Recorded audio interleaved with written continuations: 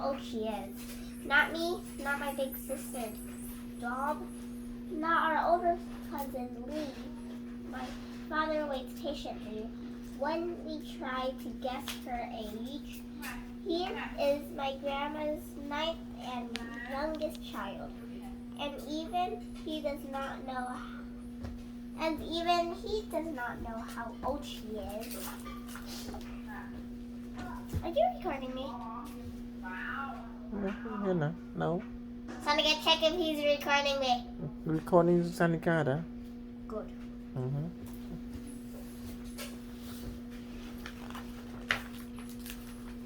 We all know that my grandma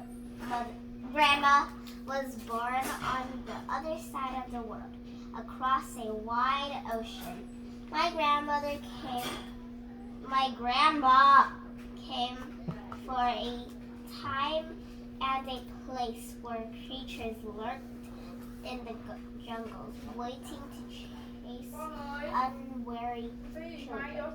She told us that she once looked to the gleaming eyes of a tiger and felt its hot breath on her eyes.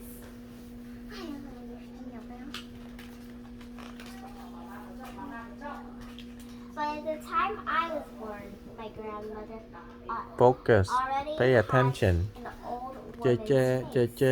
Her skin was Read you soft more a and story. dry like paper, and her mouth was a single tooth. Grandma said it's the only thing standing strong in my mouth. This final tooth that my mother and father gave me. I asked to see a picture of her parents. She said, me naughty. They lived in a time long before Asia learned of such things as photographs. She pointed to her heart.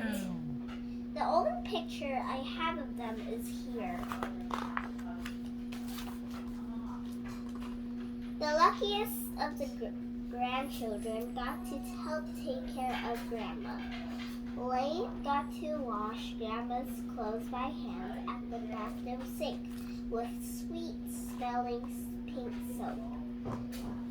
Doll got to wash Grandmother's soft brown back in the bathtub with a silky cloth.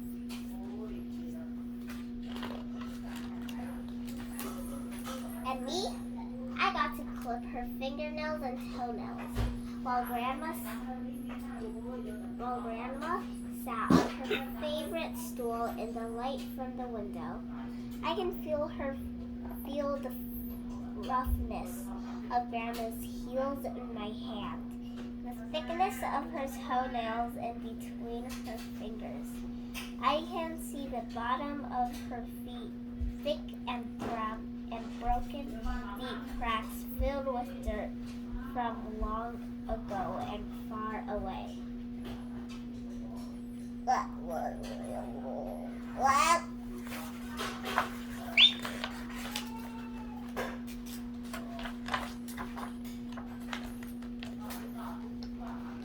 Grandma told me that her mother and father died when she was just a little girl.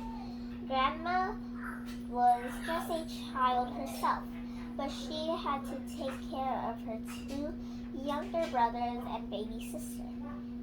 I looked up at my grandma from the place where I sat at her feet, and I asked her, "How did you get food for them?"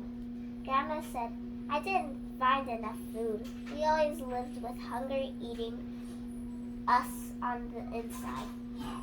All my life with her, even with her one tooth. Grandma never said no when we offered her something to eat." The ice cream truck was singing its song from down the street. I looked underneath the couch for quarters. There were none, so I got ice cubes from the freezer. I offered one to Grandma in my red plastic cup. She smiled at me.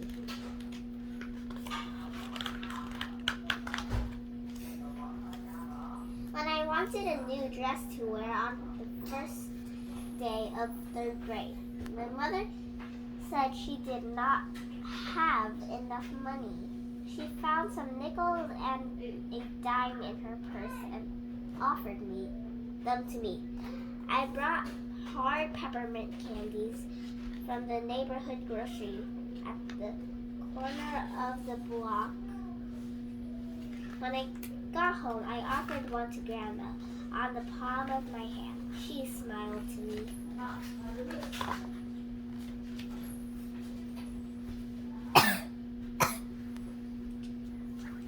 At the round table with its shaky legs, I used my spoon to mix and mix in the center soup bowl we all shared.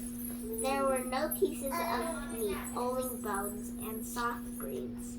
My father said, "The price of meat is too expensive at the market." Neighbor.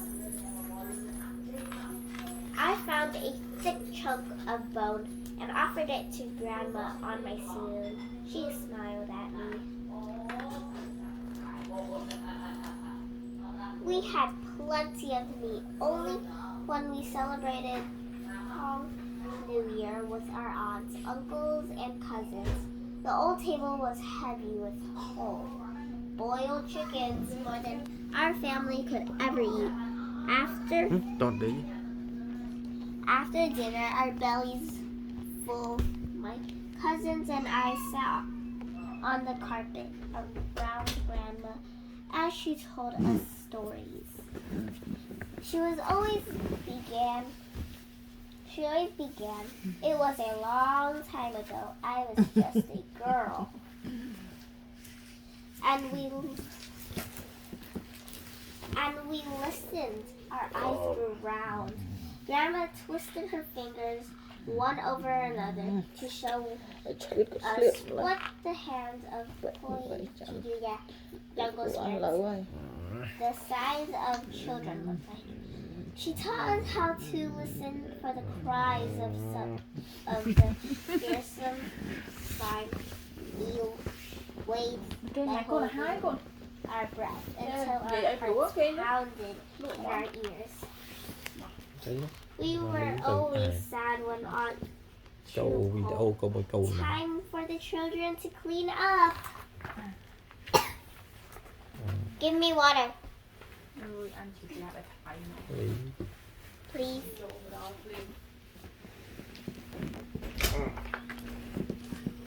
Hot there.